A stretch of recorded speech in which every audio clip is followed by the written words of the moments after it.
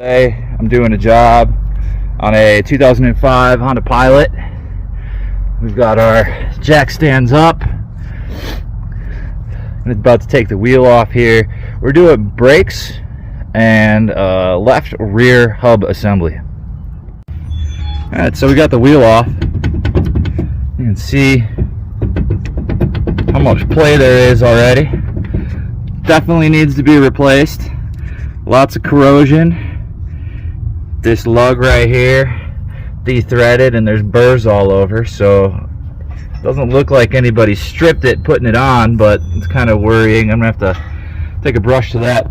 So here's my tools. Socket. We got a hub puller master set, snap ring pliers, 36 mil, jack stands. We're also doing the brakes today. Alright, I got the brakes off and stick it a little bit on the e-brake. This is what the bearing looks like. Got a little bit of it on the race here. You can see there's a lot of damage already on all this, but it was super toasted.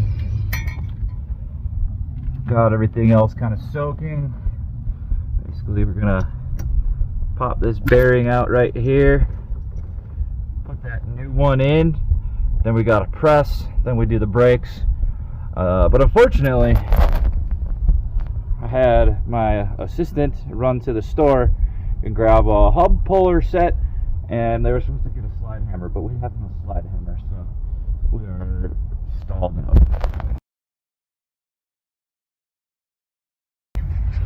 Alright, we are making progress. Got some zip ties to zip tie up the caliper. Definitely don't want to bend the hard line right here. That would be problems.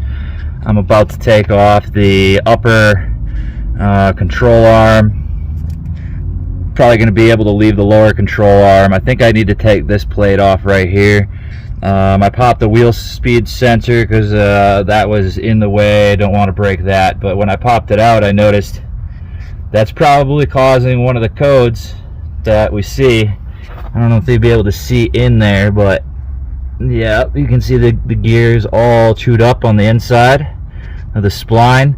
Basically what this is this is a magnet, and every time one of the high or low spots of that gear goes by, that's how the computer gets a reading of the sensor or the wheel speed.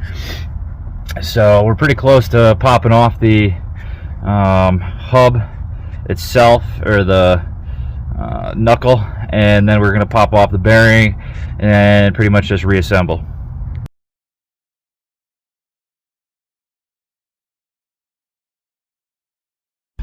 Alright, so instead of just tilting this forward, I took the whole thing off. It made it much easier to work with. It was like 2 extra bolts on the lower right here and the lower right here. Got the old bearing pulled out, the new bearing put in, and now I'm just tightening everything up. Cleaned out that wheel speed sensor. Hopefully that works a little bit better. It was completely shredded before.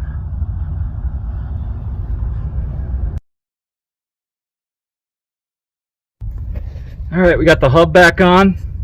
I'm still going to punch this down right here so it never loosens up. And then I got to connect the brake lines over here. Put the caliper back on. Or new rotors first, then the caliper, then some pads.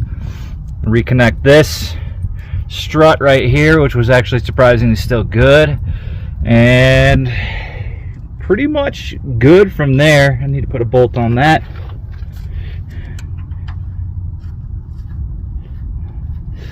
And we're looking good.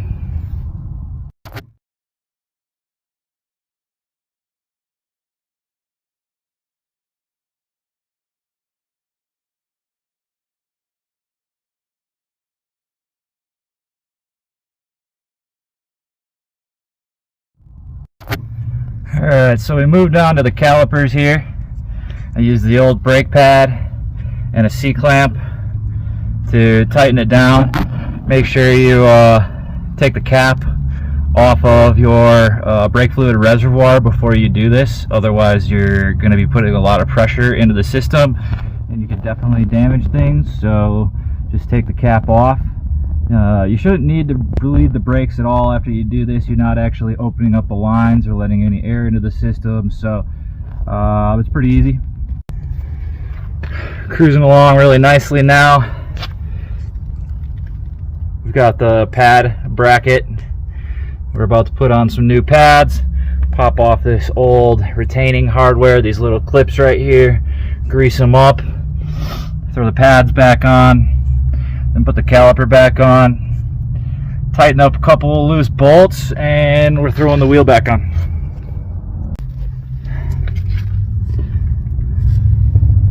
Lubricated the slides right here. You just pop one down, push it in.